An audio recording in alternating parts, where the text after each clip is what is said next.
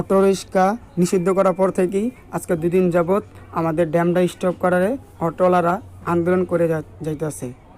আজকেও আন্দোলন সেভাবেই করতেছে, কিন্তু হঠাৎ করেই অটোওয়ালাদের সাথে পুলিশের সংঘর্ষ হয় এবং পুলিশ এক পর্যায়ে জল কামান এবং ফাঁকা বুলেট ইউজ করে এবং রাবার বুলেটও ইউজ করে।